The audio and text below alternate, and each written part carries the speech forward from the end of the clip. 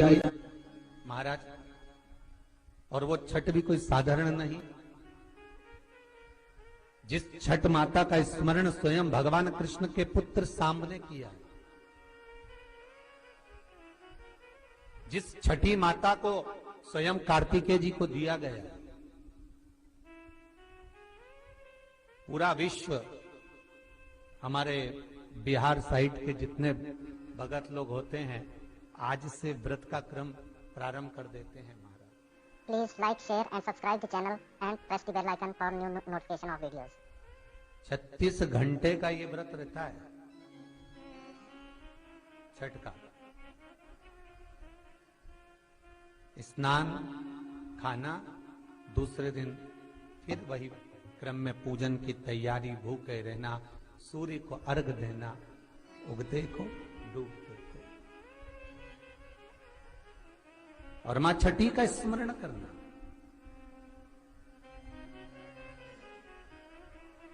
और ये कोई साधारण सा महीना नहीं है कार्तिक का महीना। जिस कार्तिक के महीने में माता लक्ष्मी का स्मरण कर रहे हैं, कार्तिक के महीने में गणेश का स्मरण कर रहे हैं, माता सरस्वती का स्मरण कर रहे हैं, भगवान शिव का स्मरण कर रहे हैं, ये वही कार्तिक का महीना है जिसमें भगवान शंकर और भगवान कृष्ण का, भगवान नारायण का मिलन हुआ था। अभी जो कार्तिक पूर्णिमा आएगी उसके एक दिन तेरे हरिहर मिलन आता, वैकुंठ चतुर्दशी।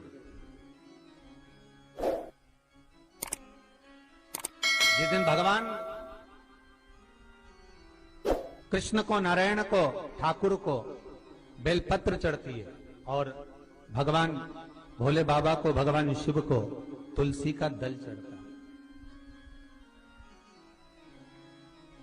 दोनों का मिलन हुआ था, हरिहर मिलन, वैकुंठ चतुर्दशी। और हमारे शिव महापुराण में इसका बड़ा महत्व है, क्योंकि संपूर्ण समय में, पूरे वर्ष भर में केवल एक दिन ऐसा होता है जिस दिन भगवान शंकर पर तुलसी का दल चढ़ता है,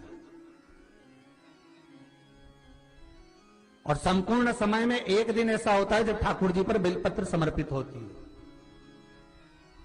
शास्त्र तो कहता है, विष्णु पुराण कहती है, स्कंद पुराण वर्णन करती है कि ठाकुर जी को तो बेलपत्र आप अगर पूजन कर रहे हो तो रोज समर्पित कर भी सकते हो, पर शंकर भगवान को, भोलेनाथ को, मेरे विश्वनाथ को तुलसी का दल साल भर में समर्पित नहीं होता, केवल एक वैकुंठ चतुर्दशी का दिन ऐसा होता है। और उस बेलपत्र की भी बड़ी महत्वता है। और कार्तिक के महीने में अपन जब कथा श्रवण कर रहे हैं, आनंद ले रहे हैं, सुनने के लिए बैठे हैं और मौका मिला है कार्तिक महत्तम को श्रवण करने का, तो एक एक महत्व को अपन समझ। उत्तर भारत के जो लोग हैं ये पूजन करते हैं दीपावली के बाद में छठ की पूजन, छठी। बिहार साइड में, यूपी साइड में, इधर सबसे ज्यादा पूजन होती है छठ की। कौन सी माता है ये? छठ है। कौन सी माता? छठ। जितने लोग पूजन कर रहे हैं उनको भी ज्ञात नहीं है कि ये छठ की पूजन होती क्यों है, ये माता है कौन सी। ये छठ माता कोई दूसरी नहीं है, कार्तिकेय जी की धर्म पत्नी देवसेना है जिसकी पूजन होती है छठी के रूप में। उगता सूरज और डूबता सूरज का अर्घ होता है। सबसे पहली छठ पूजन किसने करी थी? भगवान कृष्ण के पुत्र सांब ने करी थी। सांब पुराण कहती है सबसे पहली छठ पूजन, क्योंकि सांब का शरीर बेकार हो गया था। भगवान कृष्ण की शरण में सांब पड़ गया, पिताजी आपने मुझे श्राप दिया है, क्योंकि गलत भाव हो गया था, गलत दृष्टि हो गई। भगवान कृष्ण के पास में जामवंती जी बैठी हुई थी तो सामने आकर कहा, पिताजी मुझसे गलती हो गई, बहुत बड़ी गलती, क्षमा कर दीजिए। भगवान कृष्ण ने कहा, तुम सूर्य की आराधना करो। सूर्य की आराधना करी तो सूर्य कहते हैं तुम इंद्र की पुत्री देवसेना की आराधना करो।